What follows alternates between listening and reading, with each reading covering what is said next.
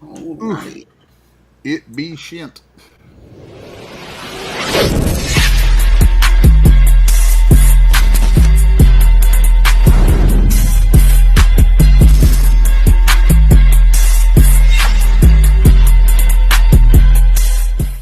All right. We are live, guys. Welcome. This is the Riot! Bliss crew. What's up? All right. So, we are here to not only celebrate that Oz Emerald in Nightmare is now fully funded on Kickstarter. Woo! So, I Yay. got Rick and I got Les with me. So, Noise. all right, guys. What's everyone up to? Les looks like he's down there trying to draw something pretty. Right? I'm Les is over there drawing. I'm doodling up some crazy Dorothy. Nice. Yep. Is that foreshadowing, Les? Could be. Yeah. Let's see. So Might yeah, even be five shadowing. All right, so let's talk a little bit about Oz, Nightmare, and Emerald and where we're at. So, yes, Mac, you're correct. We are fully funded. That is super exciting on Kickstarter. We are going to be going to print. We have a lot of backers. We've gotten a lot of great feedback already on issue one and issue two. Issue one will be coming out hopefully to everybody in about 45 to 60 hmm days, depending on printing and having us check it. Les and editorial crew is going through the pages for number one as we speak. And hopefully we'll have that done sometime next week after the Kickstarter starter has finished and funded. Yep. Yep. Noise. We're just a couple more days left. So if you haven't gotten your pledges in, there's still time to do so. Do it. So yeah. Get in there and pledge, folks. Yeah, late pledges are greatly appreciated. This is one of those stories. So let's talk a little bit about this. You know, when I was like 8 or 9, 10, I actually got the first Wonderful Wizard of Oz book. My grandmother had bought it for me. I thought it was one of the most awesome books I'd ever read. It was probably the first real book I read. And I begged her to get the other 13 written by L. Frank Baum. He wrote 14 total. The last one was on his deathbed when he's about to die, which ironically is my favorite Oz story because it's kind of dark and it kind of lets you down. It's much like Empire Strikes Back at the end of the movie, and definitely ending on a down note. So I got all the books by the end of that summer, and I actually wrote my first comic, and I've recently discovered it about a year and a half ago. My original notes on it, and it was pretty morbid and dark for a 9, 10 year old, but that's because I'd read the 14th book in the series, which was pretty dark. And so about a year ago, a year and a half ago, Les and I are talking. And what made this story kind of cool, I told Les, is like, hey, I got to get the Paradox stuff out. It's something I want to finish up. I just want to collect it. I want it to be awesome. You're doing great with it. Let's rock and roll with this thing. So I said, I have an idea. I've always wanted to finish a story that I came up with as a kid, and I want to take it to a dark place. And I said, I don't know if you're up to this or not. I don't even know if you care about this. I said, but I want to do an Oz story. And I said, in my Oz story, I want the Tin Man to be a bad guy, a Scarecrow to be the bad guy, the Lion to be the bad guy. And Dorothy had tried to tell the real story to L. Frank Baum, but he didn't want to hear it. He was all about selling books, and he took her story and he took the nightmares out and he made this magical, wonderful world of Oz, which wasn't the real Oz. Les began laughing, and I said, "What's so funny?" And Les said, "Dude, I've already got it done. I've already finished the Tin Man, the Lion, the Scarecrow. I've had these laying around for years." He's like, and I knew one day somebody somewhere would come along and say, "Hey, let's do an Oz thing." He's like, "I've already got it." So he immediately sent me over the sketches he had, the 3D modeling he had already done, stuff like that, and it hit it home. It was exactly where I was trying to go with Oz. It's like Les and I were little 9-year-old kids that hung out together, then been separated for the next 40 years. and all of a sudden came back together and said, "Hey, you remember that comic book we were writing in the clubhouse? The one that had the sign on that said 'No girls allowed'? Well, here it is. Let's finally bring it out." So, am I pretty close to that story, Les? Pretty close, pretty close. I had uh, outside of comics. I mean, my main job for 20 some years was technical director and 3D content developer for different companies in the 3D space.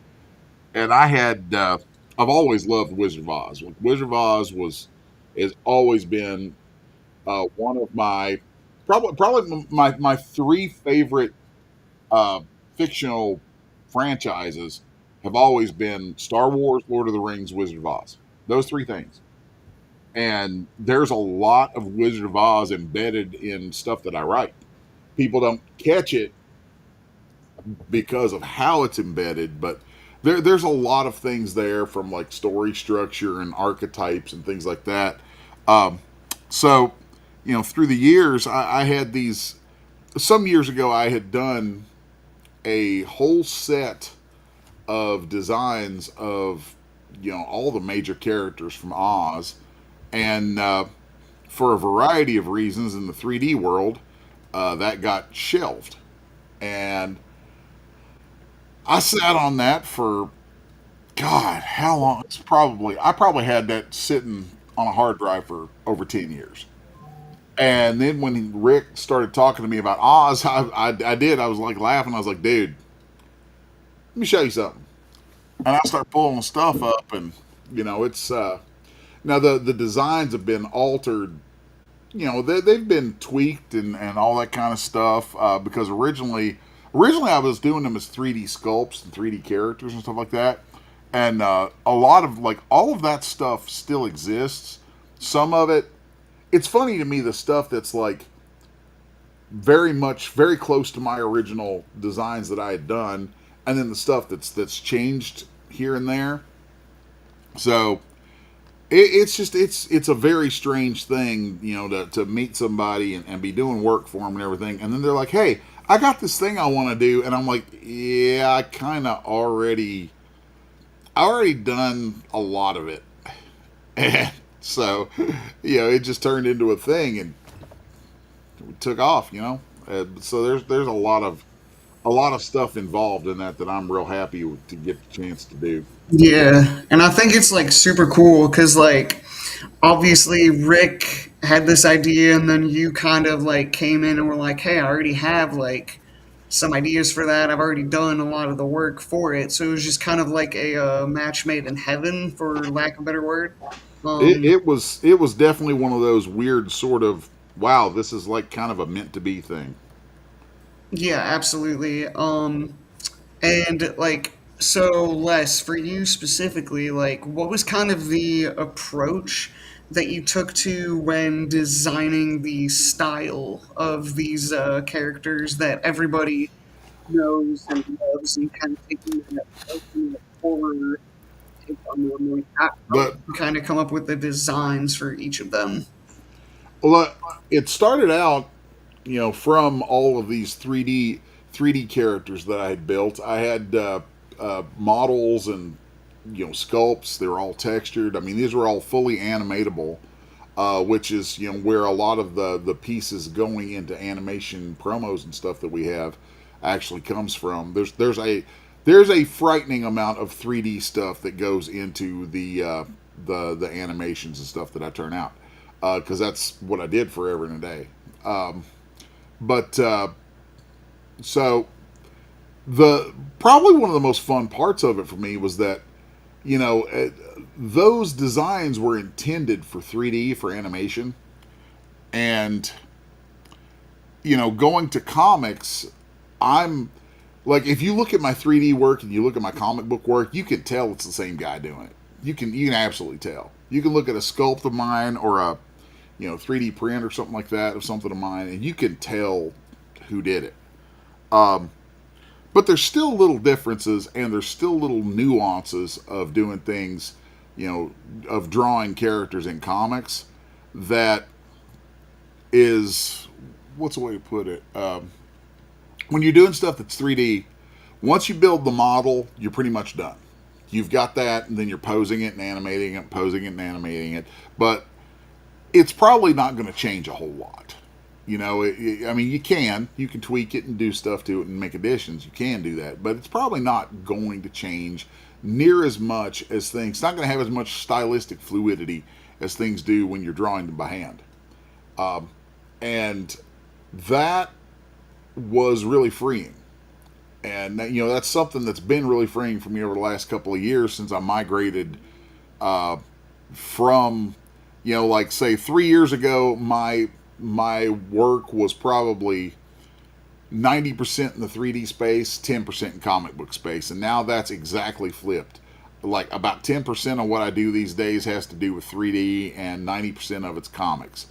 And that's afforded me a chance to like really, I don't know, I guess just kind of cut loose on the drawing of this stuff, and there's a little more life that goes into it, I guess. I don't know, but I definitely try to channel. Probably my biggest artistic heroes are Neil Adams and Bernie Wrightson, and I channel those guys through my work all the time. And Oz really shows a lot of that through it. So that's been fun. Yeah, I think you really can't go wrong with either of those guys. Like Adams and Bernie Wrightson, those guys, you definitely see their influence in your style, and it's a really cool, unique style. I think I think it's your style of artwork has always been something that people let, like you said, you always know it's your style. You know what I mean? So you're able to Yeah. take those influences and add your own flavor to it, which is really Yep. cool. Yeah. Um, There's like those two are kind of my North Star artists in comics. There are other folks who I've been heavily influenced by, but you know Bernie and Neil are definitely the top of the heap for me. Those are the ones that just anytime, like if I'm struggling with something or I just need to like jog my brain a little bit, I'll go pull up a handful of books that I have sitting nearby that are one of those guys. Usually it's Bernie. Usually it's Bernie because I just adore Bernie. His work was some of the best ever, and I think it's like a personal thing now because I remember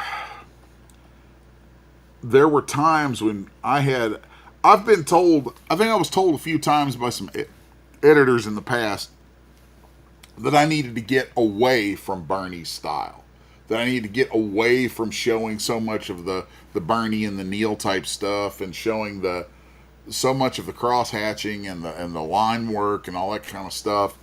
And I'm like, why? Why would I get away from that? And they're like, that's not the thing that's in, and you need to adapt to the styles and all that kind of stuff. And I'd look around and I'd see the styles that were, I'm just like, I'm not into this. I'm not into this kind of stuff. I'm like, well, I I'm mean, the definitely the styles that you chose for Oz have been obviously the perfect styles. But yeah, so this is actually going to go back to Rick. So Rick, tell us, like, a lot of people hear, Oz, Nightmare, and Emerald, and they're like, "Oh, cool, what's that?" Like, so what kind of makes this book special from all the other, Oz knockoffs, for lack of a better word? So I do think this is a true reimagined Oz, and like I said, one of the keys is Les and I've taken the Tin Man, the Scarecrow, and the Lion, and they're not the heroes of the story. And probably 90% of all stories out there, or maybe even more, have each one of those characters as some form of fashion as the heroes. They're not the heroes. They're definitely the bad guys in the story. I think that's one of the key things. I think another key aspect is that how we're doing the wizard. The wizard is, it's funny, and Les made a comment. It's like, hey, we need to start doing a whole background story on this because we're doing something I think a little bit different with the wizard. He's been kind of a bland character.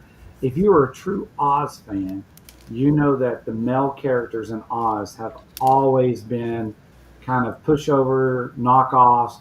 That's how L. Frank Baum originally wrote it. So I'm actually trying to create a stronger wizard character and give a lot more depth to it. So when you ask that question, it's like I'm taking the male characters, I've made them drastically different. I've rammed them down as a stronger male characters. The good guys are the bad guys, but the bad guys are the good guys. I kind of pulled a a la Spawn. The witches are all good, but as they use their powers, instead of dying like Spawn eventually, which he never will die, they turn green, and that's where the green comes from. And actually, this story sets up the Oz that you know. But because the Oz you know is all a made up story, fictional story, you finally get to talk about the real story. So I think that's where we are with Oz. So we still have all the beloved characters, and actually, what I think is really cool about this story, and I'd love for people to give us feedback of characters that they would like to have. I'm trying to incorporate as many of the characters throughout the whole series from the first 14 books of Oz and make them pivotal for the story. And I think that's really cool because a lot of people don't know the books after the first book, but Oz fans do. Oz fans Yeah. know that there's more books. They know about the other characters. They get the references, whether they're Easter eggs or actual characters. And I think we've actually taken some of the characters and we've made them bigger and more popular in our story. Dr. Pip plays a huge role. He's our Dr. Frankenstein, if you will. So I just think we're running a lot harder with that. So I'm excited about that. That makes it really cool. And to have Les doing the interior art and some of the covers, and then getting some of the guys that we've got doing the covers as well, it's just a beautiful book. It really is. I really think of all the things I've done, it's one of my favorite. And all the things Les has done, I think he's done his best work yet on what I've seen from like issue 2 and 3. Yeah, it's absolutely incredible. I know you're just talking about the covers, so let's actually pull those up and let's start with the cover A, which is done by Les, which is right here. So there's our cover A. I think that is, an absolutely beautiful, great cover. Don't forget that that attaches the like. There's for each issue of the series. Um, there's six paintings for covers for A covers throughout the series, and they all attach together to make one uh, big rectangular image. Like it's three over and three on the three on top, three on the bottom. If people are paying close attention, issue 6 cover is right behind me. Ooh yeah, I love that one. Yeah, that one's still one of my favorite pieces of artwork I've done on this series yet. And then let us not forget, we also have the Jay Lee cover, which is crazy that we were able to get a cover from Jay Lee, which is just kind of mind blowing, to think about it, because he's freaking huge. That's one of those things that and we had gotten a cover from Jay on an issue of Paradox too, and I'm just like, Jay was at Image back when I was just getting into comics like as a professional, and Image the first few years of Image uh, for good or ill that people have to say, it changed everything. The Image really did change the entire game. And what those guys did, whether you love them or hate them, absolutely altered the course of comic book history. So No, absolutely. I've always had this crazy admiration for those guys and respect for what they did. And Jay was right there in, like, he wasn't part of the original seven, but I think he was like number 8. Like he was Yeah, hot on their heels. he came like right after the original seven, if I'm not mistaken. And Yeah. then the next cover we have is, I believe this is Robert Pope's cover. So Rick, correct me if Oh, I I'm love wrong. that one. Such a That good is definitely cover. Robert Pope. Robert Pope is known for Peanuts, lots of Peanuts cover, lots of Animaniacs cover, lots of Warner Brothers covers. What's cool about that cover is we put a lot of public domain characters in the background, circling around, which I think is cool. Steamboat Willie, Felix Cat, stuff like that. So that kind of makes that cover really fun. Because the comic was kind of dark and it's going darker and darker. For anybody that has had preview to issue 3, I wanted to do some fun covers and have a little fun. So that's where Robert Pope comes in, and Robert Pope, I just think is a genius at art, and I think he's so underappreciated. So big fan of this cover, but we had to have a little fun. Of course, the Scarecrow, Lion, and Tin Men are definitely bad guys on this cover, but we just have a little fun, not make everything so dark. I personally, I really like the cartoony stuff. I mean, I enjoy it. I have done a fair amount of cartooning throughout my career, like doing cartoon designs of things to go to animation with. So getting somebody like Robert to come in and do that was really neat. There's a lot more. There's a much deeper conversation I can have about that because of a gentleman who I'm friends with, who really good friends with, who used to work. He actually won an Emmy for his work on the Animaniacs, and so there's some conversations to be had there about a number of things. But I'll hold that stuff off for. That's those are things to be brought up behind the scenes, and then hopefully they'll turn into something to share with folks. Yeah, that'd be crazy. All right, moving along, we're gonna pull up the next cover, which this one is Lydia Pruitt, which for those of you who don't know is actually Joe Pruitt's daughter, and he was the founder of Aftershock, I believe. Really great dude. It was really cool to get his daughter to be able to do this incredible variant cover, and I believe this is like one of her very first, if not her first, published work. So Oh, let that's me cool. talk a little bit about how this came about. And I don't even know that Les knows that he knew her. She was sitting at the table next to him at the La Follette Con Yeah, with Joe, and I saw some of her artwork, and it's amazing. So then Joe came back to town one day, and I said, "Hey, Joe," I said, "Do you think?" I said, "How much work has Lydia done?" He's like, "She's not published anything." And I went, "Really?" I said, "Does she want to be published by me first?" And so Joe was excited, got me in touch with Lydia. Lydia and I talked a little bit. Here's what makes this cover special, besides it's Lydia's first published piece, and we're hoping to get this to her. She's actually appearing at the Huntsville Con the 1st of January. Joe is too. Joe and Lydia are going to be there. This will be her cover that she's going to debut actually at that con. There's a rule. There's certain things that you cannot do with Oz that are still very much trademarked. One of those items that are trademarked are the ruby slippers. 20th Century Fox owns all the rights to that. So you have to use the original slippers that Dorothy wore in the books, which is silver slippers, which is yep. fine. I was all okay with that.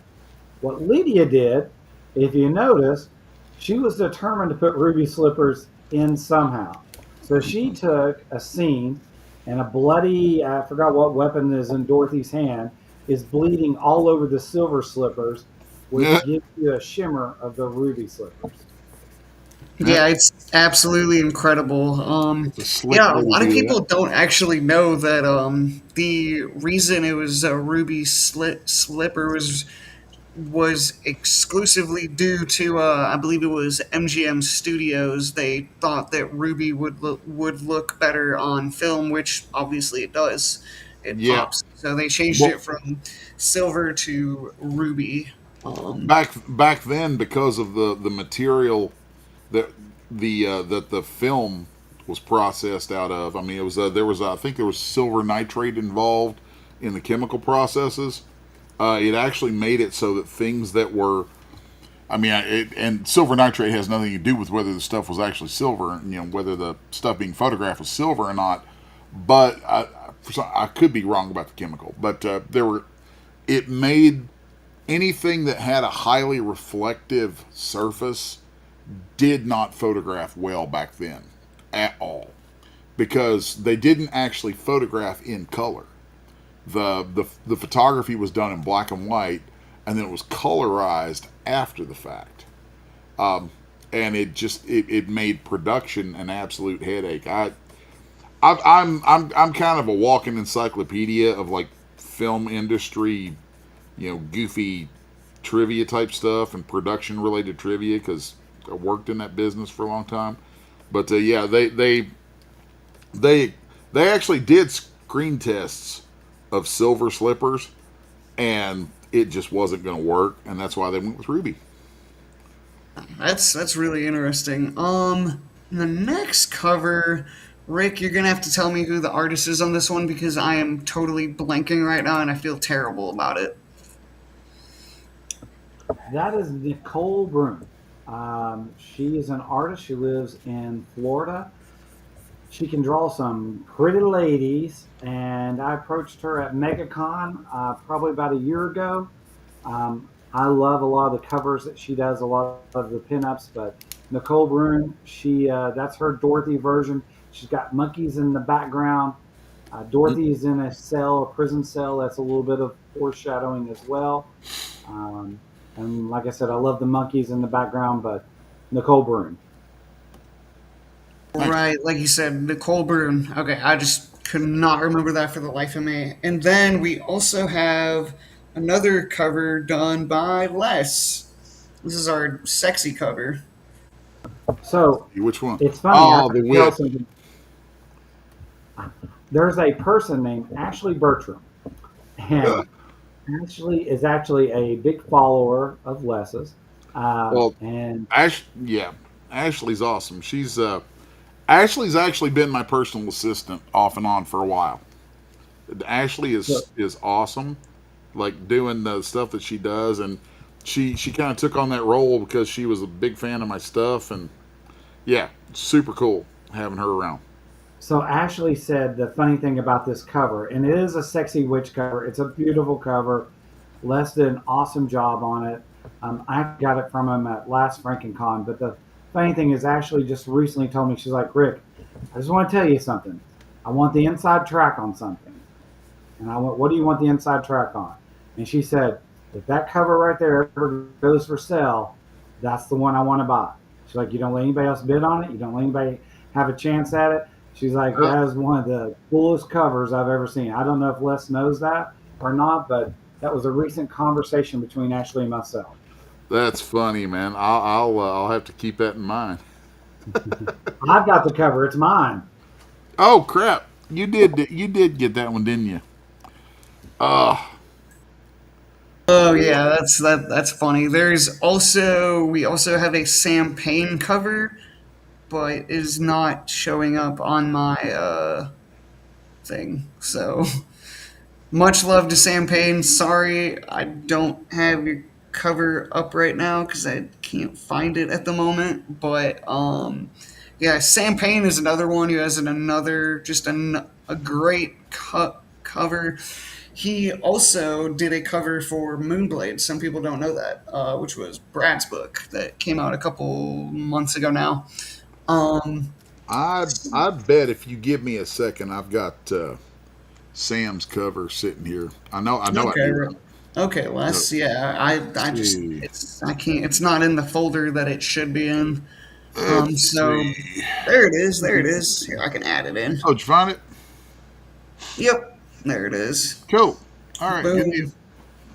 There is Sam Payne's beautiful cover right there. So that's the Sam Payne cover. We love Sam Payne. He will actually be in Knoxville in a couple weeks, so be cool to see him again. So He's yeah. going to actually be in Huntsville with the Pruitts at that con the first of the year too. They'll both be pushing an Oz book. Correct, correct. Yes. Nice. Yes, that is also super cool. What Um when is that show in Huntsville? the show in Huntsville I is, think it's the first weekend. yeah, that sounds right. I could be wrong. But yeah, I think you're right, Rick. The thing is, we were going to go to it last year, and I went to go because the final people of Jaws were supposed to be at that show, and it was the 50th anniversary, and then they all backed out at the last second Uh, because whoever owns the rights to the movie wanted to do a big 50th anniversary for them throughout the year. I don't know that they ever really did, but they wound up losing all those actors and actresses, which kind of stunk. And so I didn't know if it was going to do well or not. And we kind of backed out of it. mm. Okay, Oh, interesting. Yeah, let's see, Rick. All right, Rick, let's give the people, if they're watching, let's give them a little bit of a tease. What can they expect from the upcoming issues of Oz? Okay, let me add this up What here. I'm going to show first is, yeah, it's down there at the bottom. Something that Les and I are working on. See that? We're working on a little animation sketch. Look at what Les is doing. Pretty cool, huh? what do we got? Oh, yeah, that's an animation test. It's kind of coming across on my end. It's coming across kind of choppy through the stream, but there's a handful of those kind of things that I have sitting here that I've been working up, so we can do some interesting things with that. These are based on the designs that I did for the promotional plushies. And Yeah, that was super cool, super cool. Yeah, there's lots of really cool Oz stuff coming up, guys. Again, yeah, it's crazy to think that it is now on it's fully funded on Kickstarter. So we're gonna pull up a couple of the pages from issue 2 to kind of get you guys a little bit hyped for what's coming up, because like we've been saying, this isn't the Oz you think you know. So I'm gonna pull these up. oh, issue 2 gets baller, man. I love it. It's pretty intense. Oh yeah, issue 2 is absolutely wild. I actually read most of it before we got on stream, so yeah, guys, I can tell you safely that Oz Nightmare and Emerald is not going anywhere. There's a lot of issues planned out, and this is only just the beginning, and it's really gonna haunt your dreams. Which is part of the story that Oz is about haunting your dreams. Mm. What was that, Rick? What was that, Rick? You cut He out a was little breaking bit up there. there. I'm sorry, I said that's the whole point of the story. Oz is supposed to haunt your dreams. I'm sorry, I'm going back and forth trying to pull some more media up for issue 2. Look at that beautiful page that Les did. And here's another one that is just absolutely incredible. Another I had page. fun doing the cornfields because I would imagine for, the cornfields. I for would those. imagine, and like the thing too less is your details on the cornfield scenes. What I've seen are just the details are just kind of out of this world, man. So major props The to me to you on that one. funny thing about all that is it basically feels like I'm drawing my backyard because where I live, my house is surrounded on three sides by cornfields. Oh wow, yeah, over there in Kentucky. Yep. Southwest Kentucky. It is cornfield country out here. Oh yeah, but no, guys, seriously, Oz is wild. It's a wild ride. Les, let's take a look. I'm going to spotlight you now, and we're going to take a look at what you've been working on during the stream. Sure. See what people are. I'm, See what you're I'll be working on there. getting in here a little tighter now. And so this is going to get a lot more darkness added to it. It's Doing, looking real good there, man. I know a lot of people like to see the artist at work. oh, yeah. Yeah, folks always dig that. So, and I try to show, stuff as I'm doing it quite often. I've got a live stream I do every week called the Comic Artists Hour. And you can find that on YouTube, of course, all the regular places, all that kind of crazy Yeah, stuff. I've popped into your live stream a few times, and just the stuff you've been working on is incredible. Let's Oh, see. I love, like, there's the little diamond that I put on her cheek. And, folks who have gotten to see some stuff of Oz, I have consistently had people say, "What's that on Dorothy's face?" And I'm like, "Well, you just have to read it and find out." Read it and find out. I like that. I like that. All right. We got another scene over here from Rick. I'm going to pull this up. This is actually just one of those amazing. This one is amazing because this is like one of those different grids on on a panel where different grids kind of make up the bigger picture. So Oh yeah, super that's awesome with that one. I love this one. This one is two one of page, my favorites. nice 2 page spread. That 2 page spread. The original of that is hanging in my living room because that's like one of my favorite interior sets that I've done yet in my career. I love that spread, and the when you can see the originals. I That's one of those that I used to have it hanging in my shop actually while I was working on other stuff because I have this thing. I'll keep certain pieces of my own nearby that I think are kind of benchmarks for where I'm at as an artist. And that one was a big benchmark for a long time. I would just look up and see it, and it was just a personal reminder. It's like, okay, you managed to do that. You need to be shooting for that every time you sit down to draw. Alrighty, yeah, that's yeah, as it should be in your living room because that is an absolutely beautiful piece. All right, so moving along, let's see what do we got here. So, Rick, what can you tell the listeners about each of the characters of Oz? Because obviously, oh, looks like we have one more. You just added something else, so forget that statement. Let's take a look at what we got here, guys. I believe is this issue 2, Rick? It is issue 2, yes. It is Chris Bacalo's cover, the beginnings of it. Is his All name right, this Bacalo is or is it the Bacalo? Chris I always pronounce it Bacalo, but that's just me.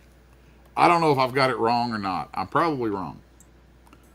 Bacalo, Bacalo, same thing. But yes, so issue 2, we have a Chris Bacalo or Bacalo, however you want to say it. He did a cover and it turned out absolutely amazing. It's been super awesome that we got to get him to do a That's cover for us. Rick, that's why don't another you one that tell I'm us? super stoked about because oh sorry man, because I fell in love with his artwork when he did Death, the High Cost of Living. I mean that seriously, that's such a great book, and his work on that was incredible. His work on what was it, Generation X or something? It was an X-Men series. Like I, uh, yeah, that guy had some really great stuff that I loved, especially back in the '90s. Anyway, Oh go ahead. yeah, he definitely has some talent. I personally really like all of his work on Spider-Man, and he did a really good run with Donny Cates on Doctor Strange. that was super wild. Nice. So yeah, that is the Chris Bocciolo cover. So Rick, would you want to talk to us about each of the characters that make up Oz the Nightmare in Emerald? Well, one is, and basically these are origin stories. So if you read the tour edition, it actually has the origin story of the Tin Man. Basically, I take the original Tin Man story, give him a backstory. He fell in love with a girl. Well, excuse me, let me back up. His dad was a great woodsman, and he wanted to be like his dad. But Oz keeps its citizens alive for a reason, and his family, his father first fell ill and died, then his mother fell ill and died. He was just a child in the woods, but he eventually met this girl, fell in love, but the witch did not want them together. So that's when the enchanted axe started chopping pieces of him off, and then the tenor kept putting them back together. So it's kind of like a little battle between the tenor and the witch. Finally, the axe chopped out his heart so he could love no more. And now the goal of the Tin Man is to basically a serial killer for hearts. He's looking for different hearts so that maybe he can find love again. Think about the original Oz. You know, he wants a heart to love. Well, now you know why he really wants a heart to love, because his heart was chopped out and he's been stealing people's hearts for years now, trying to find that love again. Scarecrow's a little bit different. Scarecrow's origin basically happens in issue 2 of Oz. He actually is a servant of an evil princess who collects things, and she has a scarecrow field, and that scarecrow watches those scarecrows, if you will. So, without giving too much away, I'd like to leave it at that. The Lion story is going to probably run as an origin story. Will probably run in issue 2. It's done as well. It's one of those lesser known characters. King Kitticut is the lion, and he was basically created by Dr. Pip, and that's a fun story. So those are your three main characters who have come out are evil. They are, you see the backstories of why they're kind of evil, or at least a little bit. I told you without giving too much of their stories away. You still want to have a little fun reading it. Dorothy is still pretty much the Dorothy you knew. You know, you knew this young girl left in Kansas, and then all of a sudden she was whisked away to Oz. All that's still part of the story.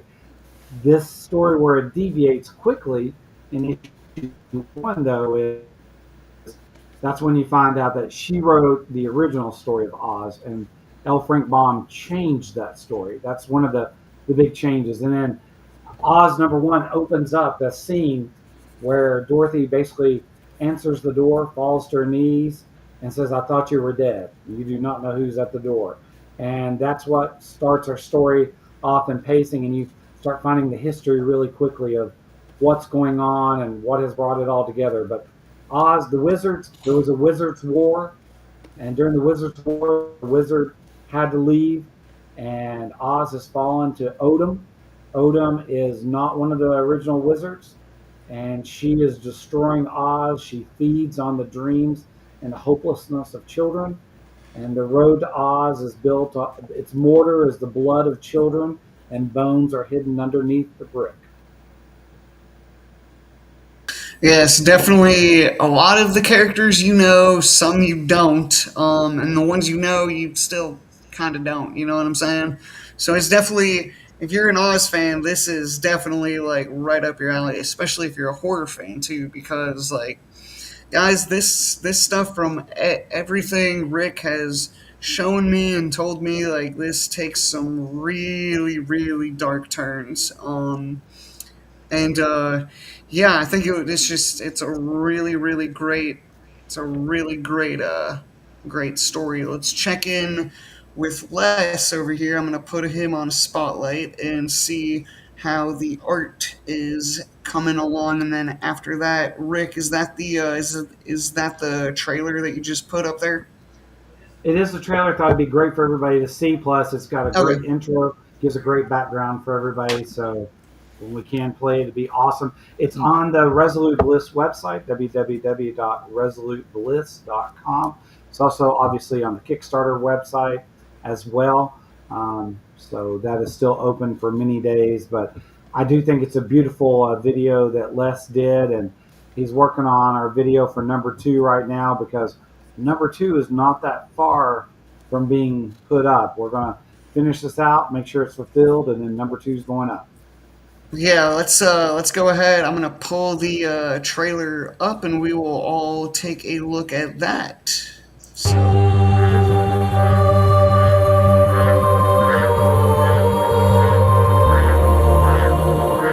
She was only a child,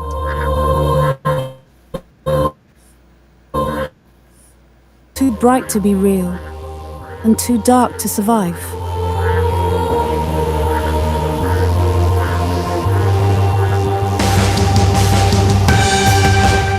A place our world would come to know as Oz.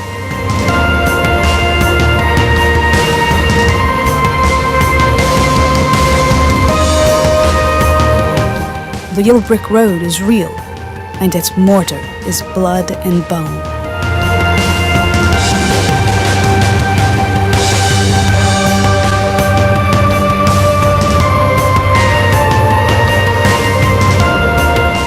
She thought she escaped. But escaped what exactly? Did she leave madness behind to find sanity?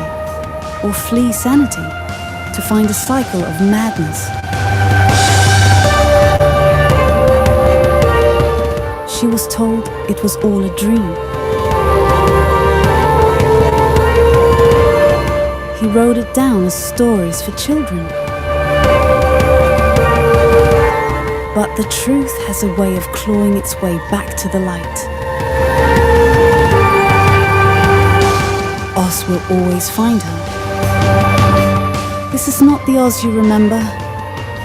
This is the one that was buried deep in the scared girl's mind. Clicking your heels won't take you home this time. Oz, the Nightmare in Emerald. Coming soon to Kickstarter from Resolute Bliss. And Really there it cool. is, guys. That was absolutely incredible. That is the trailer for Oz Nightmare in Emerald. If that doesn't sell you on the book, I don't know Uh, what is going to. But yeah, Les, you absolutely killed it on the animation for that. Just want to let Thank you you. know that, man. We definitely I've appreciate all I've the been hard in, work on that.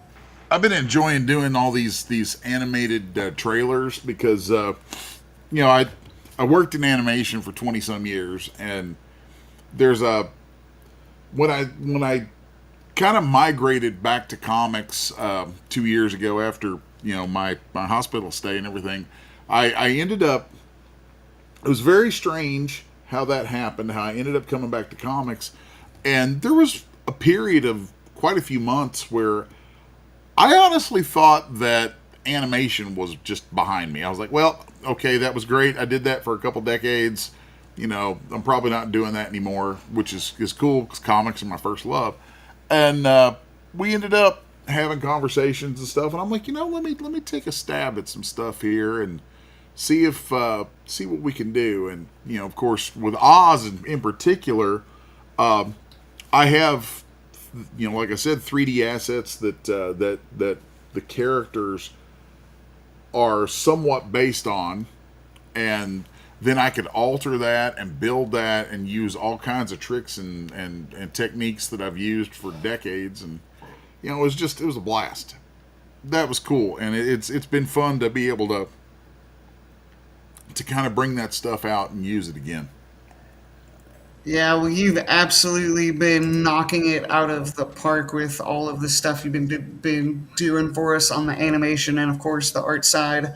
Thank Looks you. like we have another thing we want to show you guys. Rick, you want to tell everyone what this is when I pull it up? So that is actually because Les was talking about how much he liked it. That's another Robert Pope cover, by the way. Oh, So that's cool. That was actually used in the tour book. It was a second cover as part of the tour book. But I I love like his that. I like his scarecrow in that one. Well, and it's definitely a play off the old Copper Tone tan commercial, which is what I think Yeah, makes it truly awesome. And we are that's probably going to cool. run that cover again on probably issue 2 because I love that one so much and because it wasn't a main cover on the tour book. So that one's probably going to run again. It'll probably be an issue 2 cover. Nice. So you said this will be an issue 2 cover more than likely. Probably so, yes. I love that cover. Yeah, it's absolutely gorgeous, absolutely gorgeous. Let's take one more spotlight on it. I love it. There we go. All right, guys. So, alrighty, let me remove that. There we go. All right, so yeah, let's see, what else do we got? Let's go back over. I'm gonna check in with Les. We're gonna take a look at what he's been working on the whole stream. Give people the the inside scoop. So Nope. looks like it's coming along, Les. There she is so Is far. good work there. Oh yeah. All right. Yeah, All Dorothy right. with the hatchet is gonna be fun. There we go. There we go. And Rick, you are holding up our Tin Man plushie. Rick, why don't you do us a favor and tell us about the different tiers that there is for Oz the Nightmare and Emerald issue 1 that is still on Kickstarter. So if you haven't backed it, you still have time. You have about a little less than 2 days, guys. So I'm going to throw it over to Rick, and he's going to show you the plushes and talk to you about the different tiers. Check this out. This is a 12-inch plush. Look how awesome this is. So we have the Tin Man. We have the Scarecrow. They are in the tiers. You can also get them as add-ons. These are really high quality. I love these because I'm an Oz fan. I'm an Oz geek. Look at that. You got the Tin Man with his bloodied axe, Scarecrow going crazy. Honestly, Mac, I'm gonna let you down. I do not know all the tiers, but we have a tier that has all the covers that we have shown you tonight. We have a tier that has most of the covers and includes the plushies. We have you can get the plushies individually. You can get the covers individually. Oh, and there was I know this. So I put one of his statues up, and this is it, and it sold immediately, and I'm really Oh, sad sweet. because look at. Did you just hear him say, "Oh, geez"? Um, I love this, and so somebody got this one. We have two up there. One was the black one, and one was this one. This one went. This is actually a beautiful, beautiful statue. So that is gone, and I'm going to cry. Less The statue. the fun thing for me about that is probably of all the designs of the characters, the Tin Man is the one closest to what I had done for myself a decade ago. Like that one is almost. There are two little changes, two little differences in that from what I originally had that are just minuscule little differences that nobody would even notice, and it's just cool to me that that's like still a thing. Oh, Rick's got the plushies fighting.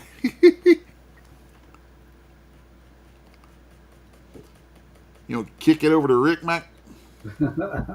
Oh, there we go. It wasn't cooperating there, but now he's we got the plushes that are fighting. Rick Yeah, is unhinged. I love the Tin Man, Les. That's all I can say.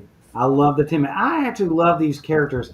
While I love the Wizard of Oz as a kid, and I still do, I think Les's art added depth to these characters, and I think my backstories added a new level of interesting that made them different. And I just think it's kind of a match made in heaven. I am so glad that Les was already going down the road like this. Couldn't be happier that Les is the man that's helping me put this together. This has been an awesome creation working with him. Like I said, my goal, and I'd love to hear back from fans. Drop us a message, send us an email, go to resolutebliss.com, hit one of our QR codes, whatever. I'd love to hear from Oz fans what they would like to see, what they would think is cool that showed up in the comments. We actually do have a character that Les is working on for issue 3 called the Mirrored Man. and Les is actually creating a new concept for it. That was not an Oz character, but I had to deviate out a little bit. But I'd love to go back and pick up some other Oz characters. We're doing the Skeezers for those hardcore Oz fans. We're doing the Flatheads. These are characters that just really were obscure. So, like I said, except I've had people ask for the wheelies, which is actually from the movie from 1985, a dark movie, but I can't work the wheelies in. But I'd love to hear ideas of other characters and stuff that people would love to see, because I'd like to write a little bit of a story about it and have Les draw something that was really crazy and messed up. We should do a little pickup story as a short to put in an issue of Gasp. That's actually a good idea. I was thinking to do a Bride's Oz story was what I was going to ask you to put in gas. We can How do talk you feel about about that. that? I've got some things planned for an Oz and Brides crossover, so that's You heard it here first, folks. An Oz and Brides crossover. You heard it here first. You You heard it Oh hated here yeah. me saying first. that. So anyway, I think we are about wrapped up here, guys. So is there any closing remarks? Obviously, my closing remark is definitely if you haven't gotten on the Kickstarter for Oz Emerald in Nightmare in Emerald. I'm gonna keep doing that, Rick.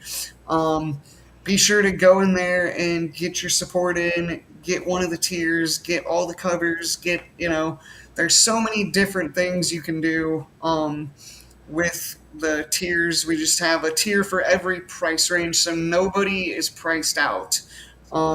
But definitely get on Oz, Nightmare, and Emerald on the Kickstarter. Looks like we also just put up our crossover, so here you go. Let's pull this Les up. is cussing me out right now. So, is that not beautiful? That is awesome. I'm so excited when Les pitched this to me. This couldn't have made me happier. So, Uh, the funny thing is, like, there was a conversation Rick and I had about like maybe a promotional piece of artwork, putting Oz and Brides together, and I had originally said I was like, yeah, I don't like. I think before he ever even mentioned it, I was like, yeah, I'm not. I don't want to do any crossovers with this. I want Brides to be kind of its own thing. And then I started doing this promotional piece, and I was like, crap. Like I had these. It was mentioned to me to do the promotional piece, and I started doodling some layouts of Dorothy and Eva back to back. And as soon as I saw the two back to back, I was like, crap. All right, changed my mind. This has to happen. As soon as I Yeah, it saw it, happened. I was like, well, that's a thing. And then when I started looking at my version of the witch, to me, she's like the witch. I mean, there's multiple witches in Oz, but that one's the witch. That one is always the witch to me. And when I started doing, the doodling out the witch and my Dracula together, I was just like, yeah, this is happening. Well, it's a thing now. And then I actually got so excited about it that I jumped in and did that painting. And I was like, Rick, I'm going to show you something. And I think I sprung the painting on him before I even started talking about the idea of doing it. Yeah, I mean, I got it pulled up here and it looks absolutely amazing. So, yes, guys, you just got an The, exclusive look the, at a crossover that is coming sometime in the future. the So, yeah, original we're of going to put that is that back up. actually right here. I don't know how well it shows up because I'm not looking at the stream. But I'm holding the original on my hand right here. Let me pull it up. Let me make you bigger. Here we go. Let's see. There we go. It kind of shows up on stream, but Yeah, as you guys can see, Les is actually holding up the original version. So you can kind of see him. He it's likes under to stay glass. in the So it's dark. He's probably not brighter. very well lit. Yeah. Well, if you can see my drafting board, my traditional drafting board has a big ring light over it pointed right down at it, and that's actually it's really bright on that board, and I keep the rest of the room pretty dark because the light from that board is actually kind of blinding when I'm, like the, I'll get over there and I'm under that and it hits. It's weird. So I like having more light in the room. My eyes are kind of light sensitive and it'll just drive me nuts. I got you, man. I got you. I'm just teasing you. But yeah, guys, I think unless anyone has anything else they want to show, do we have any more reveals to show? Or I think we're about to wrap it up, right, Uh, boys? Honestly, I've got so much stuff for this that I could reveal. I'll just hold some back for next time. I gotcha. All right, guys. Well, I think that is going to wrap the stream up for tonight.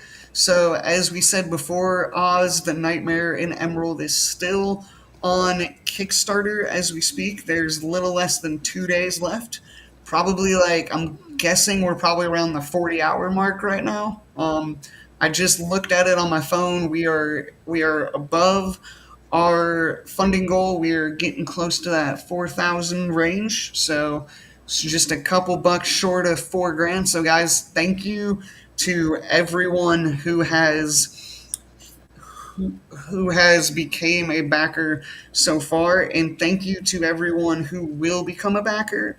We honestly could not do this without you guys.